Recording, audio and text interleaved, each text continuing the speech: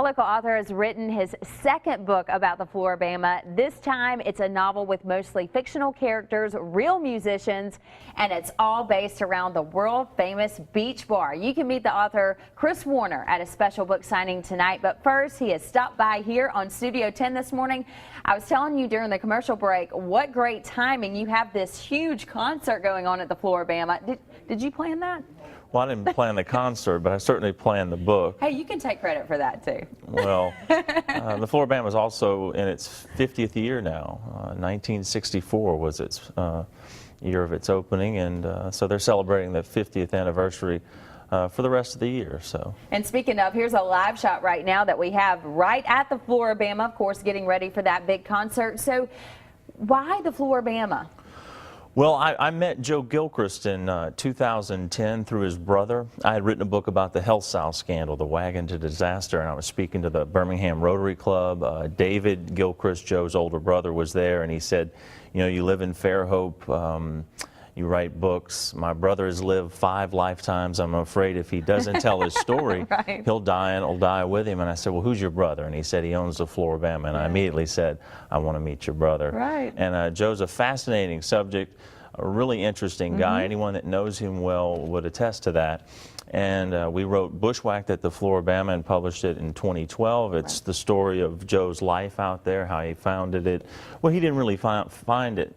The Tampere family founded the bar, but Joe brought live music, made it a daily staple there, and really brought many of the events and good times that everyone enjoys today. Saved at the Alabama-Florida line is a novel based loosely around Joe's life out there. Joe is a character in the book as well as many of the musicians. But Johnny Glass is the protagonist. He's 22 years old. He's from French Lick, Indiana. He tried to make it in Nashville as a country musician, couldn't do it. 2 years into his stint, he meets a guy, Jake Justice, who follows a girl down to Perdido Key. Jake tells him, Johnny, if you ever get tired of Nashville, come down to the Flora-Bama. I know Joe will hire you. Yeah. He does. He gets a gig.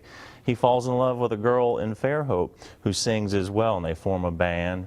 But her daddy's a state senator, and when he finds out that his daughter's sleeping on a sailboat with a hippie musician, he doesn't like it, and he gets his friend, the governor of Alabama, to shut down the Flora-Bama because of the beach mouse, and then they have to rally everyone in the community to save the Flora-Bama. Well, these two books look like great additions to any Gulf Coast home, and they can meet you. Here's a look at the Meet the Author. Actually, here's a look at the book. Talk about the Meet the Author today, where they can meet you in Fairhope. I'll be at Page and Pallet in downtown Fairhope today from 4 to 6, and I'll be out at the Flora-Bama if I can catch one of the shuttles tomorrow afternoon from about 2 to 6, hopefully, or when the concert starts. So I'll be out there for a few hours tomorrow. And we're going to put his information too, Chris's information, where you can find him on our website, fox10tv.com, where you can check him out. Check out the books. Again, a great addition to any Gulf Coast home. And come out and meet Chris if you have a chance. Chris, thanks for joining us. I really enjoyed it. Thank you for having me. Anytime. And we're back in the kitchen next.